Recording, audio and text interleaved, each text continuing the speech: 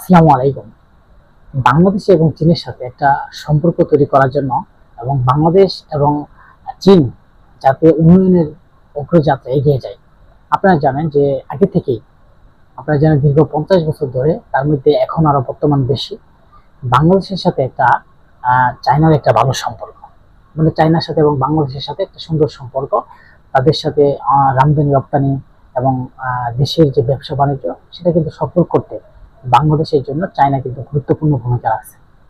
আমরা একটা কথা বলতে পারি যে এই মুহূর্তে যদি চায়না বলে যে বাংলাদেশের সাথে তারা ব্যবসা করবে না, তাহলে বাংলাদেশের অবস্থাটা কিন্তু খারাপের দিকে যাবে।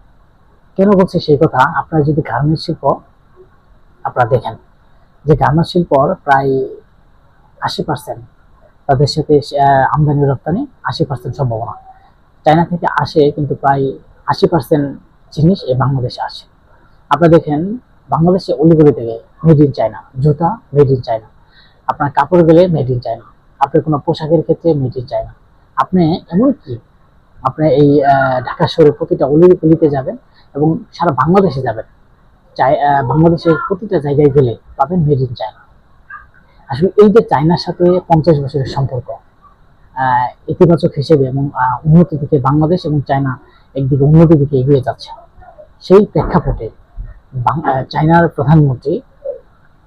প্রধানমন্ত্রী শি জিনপিং বাংলাদেশে রাষ্ট্রপতিকে অভিনন্দন জানিয়েছেন। বাংলাদেশের যে রাষ্ট্রপতি এবং শি জিনপিং তাদের সাথে একটা কথাবার্তা হয়, সেই কথাবার্তার মাধ্যমে তারা তাদেরকে অভিনন্দন জানিয়েছেন যে 50 বছরে তাদের ব্যবসা প্রতিষ্ঠান এবং বাংলাদেশের সাথে চায়নার একটা ভালো সম্পর্ক।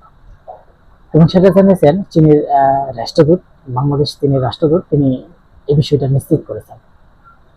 আমরা একটা কথা বলতে পারি যে বাংলাদেশের সাথে যে চায়নার সম্পর্ক, সেটা একটা কথাই আছে যে ইত্তেফাকে দৈনিক কালের কণ্ঠ একটা পত্রিকায় আছে, সেই পত্রিকাতে বাংলাদেশের সঙ্গে সম্পর্কে অত্যন্ত গুরুত্বপূর্ণ যে চীন বলে জানিয়েছেন দেশটির প্রেসিডেন্ট শি জিনপিং।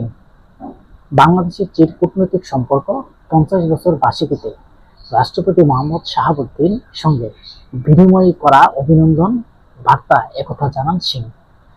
ঢাকার চীনা রাষ্ট্রদূত জানিয়েছেন চীনের প্রেসিডেন্ট শি জিনপিং এর বাংলাদেশের রাষ্ট্রপতি মোহাম্মদ শাহাবুদ্দিনের দুই দেশের মধ্যে কূটনৈতিক সম্পর্কের 50তম বার্ষিকীতে অভিনন্দন বার্তা বিনিময় করেছেন।